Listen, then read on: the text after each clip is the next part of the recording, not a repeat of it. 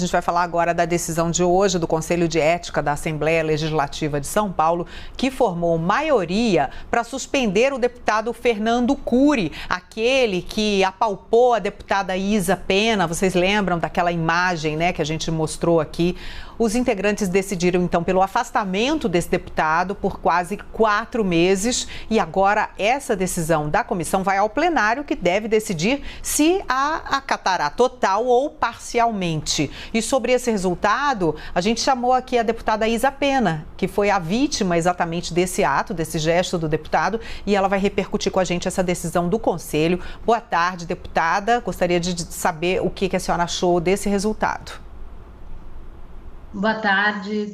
Muito obrigada pelo espaço, muito obrigada CNN, muito obrigada ouvintes da CNN. Na verdade, querida, eu preciso te corrigir uma coisa que não há sanção. Porque, veja, o que está sendo proposto é quase 4 meses, porque assim o gabinete do deputado permanece funcionando. Essa punição nada mais é do que uma licença, certo? Sendo que o único prejuízo que o deputado vai ter são de 3 meses, que não pode falar na tribuna, mas ele já não fala mesmo. Então, não vai haver nenhuma sanção.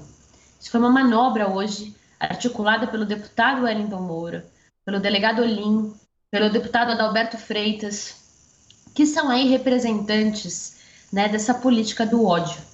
E eu quero aqui dizer que nós estamos todos assolados com a pandemia no Brasil, com a crise econômica, mas quero lembrar que durante a pandemia, né, uma mulher foi morta a cada 9 horas. A gente assistiu um aumento gigantesco do feminicídio, da violência contra as mulheres.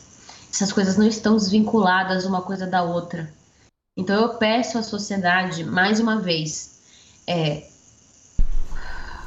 a gente precisa de vocês. A gente precisa que vocês endossem. Não há punição colocada. Se esse relatório, que foi votado hoje, só por homens, e por homens que, na verdade, defendiam uma pena menor no começo, defendiam uma advertência, defendiam uma suspensão de 1 mês. Uma suspensão de 3 meses seria manter o gabinete do deputado trabalhando. Ou seja, não é uma suspensão de mandato na prática, né? Quero aqui ressaltar a violência do processo que eu vivi, desse processo que, a todo momento, na noite anterior, né, deputados ligando, avisando que o deputado Estevão Galvão daria o voto a favor do voto em separado.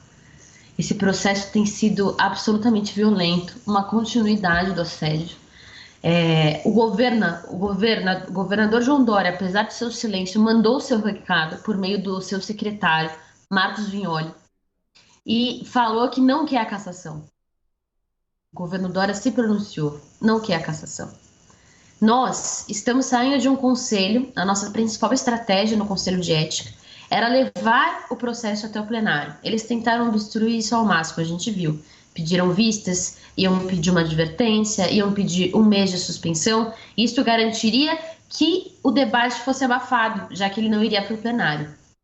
Nós queríamos 6 meses porque não queríamos que nenhuma pena ridícula como essa, que não é uma pena. Vejam, deputada da Rede, deputada do PSDB, que é a presidenta da Leste. Hoje, 3 conselheiros do Conselho de Ética renunciaram ao seu cargo. Deputado Barros Munhoz, do PSDB, deputado Emílio de Souza, deputada Érica Malunguinho. A presidenta, que é do PSDB, falou sobre o quanto que ela se sentiu indignada com o que a gente viu hoje naquela sessão. Então, nós estamos falando de um processo que vai por 1 voto, nós perdemos por 1 voto, né?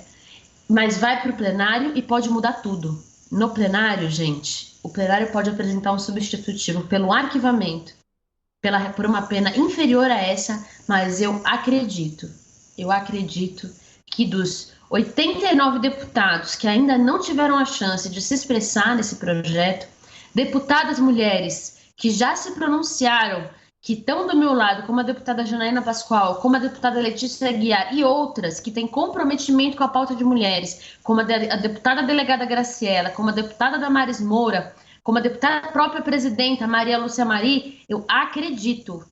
E como o deputado Barros Munhoz, que apesar de todas as divergências que temos na política, na economia, fez questão de se pronunciar de forma contundente, de renunciar.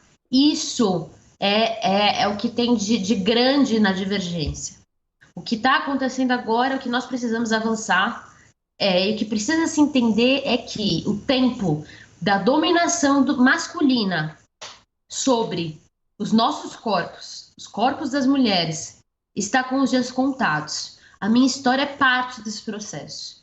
Não começou comigo e não vai terminar comigo. Eu quero deixar isso muito claro. Nós sabemos sim, mulheres que estão me mandando seus relatos e a sua solidariedade, que assédio é crime. E nós não vamos recuar nem 1 milímetro. Deputada, o Evandro Cini quer participar. Só gostaria, Evandro, de antes dizer que eu me solidarizo com a sua indignação, deputada Isa Pena. Nós todos vimos as imagens ultrajantes que nós estamos, inclusive, colocando no ar nesse momento. Compartilhamos do sofrimento de todas as mulheres que passam por essa situação e, como a senhora bem associou, todas as que vêm sofrendo a violência doméstica, inclusive, que aumentou muito nesse período de pandemia, com mulheres muitas vezes confinadas com seus agressores. E concordo absolutamente com a senhora quando acho que essa punição poderia ter sido exemplar no sentido de mudar esse tipo de comportamento. Por isso a gente chamou a senhora aqui para repercutir o que aconteceu na Assembleia e fico até feliz de ver que há vários deputados que expressaram apoio e que inclusive se colocaram ao seu lado e ao lado da deputada também Maria Lúcia Mari, que ficou também indignada com esse resultado. Evandro. Pois é, Carla, são 9 integrantes da Comissão de Ética, né, e apenas 2 mulheres fazem parte, só para deixar claro sobre o que a deputada acabou de citar para a gente. Agora, deputada, eu gostaria que a senhora deixasse claro, de uma forma bem sucinta, para que as pessoas que nos acompanham, quais eram ou quais são as punições que a senhora espera neste caso práticas, ou que a senhora esperava, ou que a senhora acredita que ainda possa ser feito para atender a esse respeito que você, né, realmente menciona, esse respeito que as mulheres precisam e merecem diante de uma cena angustiante e violenta como essa. Sim, obrigada, gente, pela solidariedade mesmo de coração. Bom, na política a gente sempre tem que lidar com a coisa como ela é e não como a gente gostaria que fosse, né?